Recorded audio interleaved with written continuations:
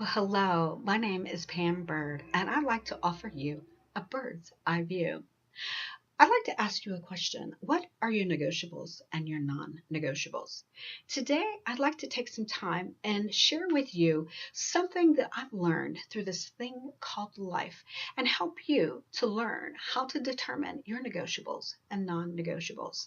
I'd like to start out by sharing with you the definition of negotiation. But before I do that, allow me to give you a little bit of background information about me. This is going to help you to understand why I am adamant about helping women to understand how to establish healthy boundaries. I am a boundaries development coach. I grew up in a single parent home with my mother and two sisters. By the time I graduated high school, I had attended 13 different schools. My mother was not in the military, no.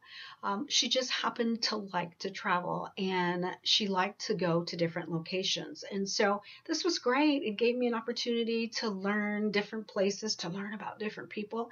It taught me how to embrace change. The unfortunate part of this was that I was always placed in a situation that was already in progress. Have you ever walked into the middle of a movie and you didn't know what was going on, what the plot was, who the players were, or what was going on at a given time? Well, that's what it was like because many times I went into a school in the middle of the year. And so what I did, my goal was to make sure that I was accepted. And that's a very difficult thing when you don't know who the players are and what the situation is. This caused me to compromise way too many times. And it cost me, well, it made me compromise myself. Now, this was my choice, no one else's. I can't blame anyone else for it. Many times people want to blame someone else for the situation they find themselves in, when actually it's no one's responsibility but ours and what we choose to do with the situation that we are in. So because of this, I had to learn the hard way on how to establish boundaries. I had to go through hard knocks. I had to go through a lot of pain. I finally got to the point where I've learned how to establish healthy boundaries, and I want to help you to do that by helping you to understand how to establish those boundaries by looking at what are your negotiables and non-negotiables. So let's take a minute and look at the definition of negotiation. To negotiate means to deal or bargain with another or others, to come to an agreement so that it is a win-win situation, to give something and get something in return, something that you are in agreement with, right? To negotiate means to that something is up for discussion based on a given situation, and you two or two people have decided that you both will win from this. Okay, how can we come to a mutual agreement? So I want to give you an example of that. Let's say you work a job and you get a paycheck. That's a win-win, right? So let's say you are volunteering at your children's school. The school gets your time, but what do you get? You get an opportunity to be an influence in your children's lives during the day, not just at home in the evening. And you get to see the environment that they're in. I would say that's a win-win. Now, because those are win-wins, those are considered negotiables. Why? Because you're willing to negotiate. You're willing to compromise. Now, compromise is not a bad thing as long as you know that you are not left void in the process. So, what are some of your negotiables?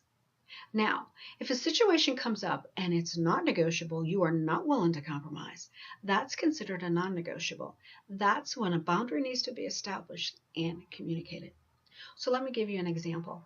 You do have a job and you get paid. However, your boss wants you to work overtime. He wants you to, I'm sorry, he or she, they want you to work on your vacation days, on your weekends, on your off days. They want you to work. Is that a non negotiable for you? I don't know. Only you can answer that. What happens if you volunteer and you are not able to reap the benefit that you were looking to get in any given situation? You have to decide if there's a change that needs to occur. Think through it and determine if it continues to be a negotiable or is it a non-negotiable. Those are decisions that you have to make for yourself. Now, let me give you an example of a non-negotiable for me. Quality time is very important to me. That's the time that I spend doing my writing, doing my reading, and just really spending some quality time with myself.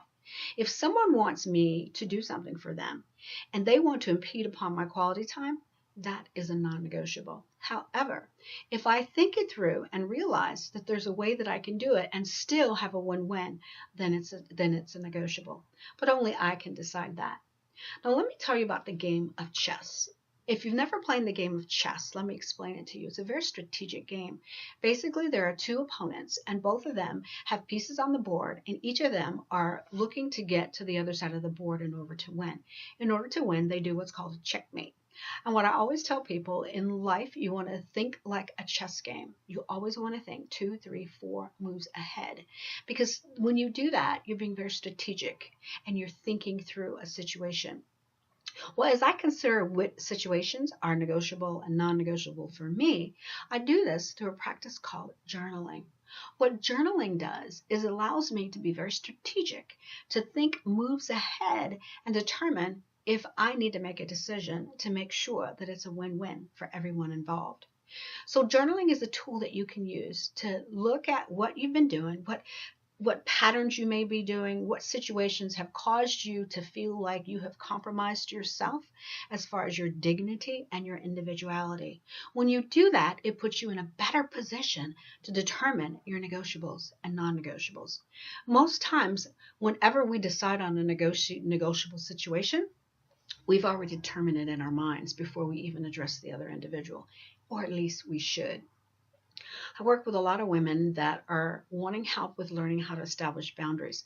In order to establish boundaries, if you're not comfortable with doing it for one reason or another, I always suggest that you give it some time. Let the individual know, can I get back to you? Or I'm going to have to get back to you. Don't feel pressured in making a decision, especially if you realize this is a pattern for yourself and you always you receive the short end of the stick, okay? So those are things you want to think about as it relates to establishing healthy boundaries. Now, I want you to answer the question for yourself, based on the situations in your life. Are you comfortable with your negotiations? And are you comfortable with your negotiables and your non-negotiables? This is a very important thing to determine, and here's why. Because there are some things in our life that are so important that we're willing to negotiate. On the other hand, there are some things in our life that are so important that we're not willing to negotiate. So taking the time to think through and journal your responses in a given situation to determine whether this is a negotiable or non-negotiable for you is going to help you to establish those healthy boundaries. This is Pam Bird.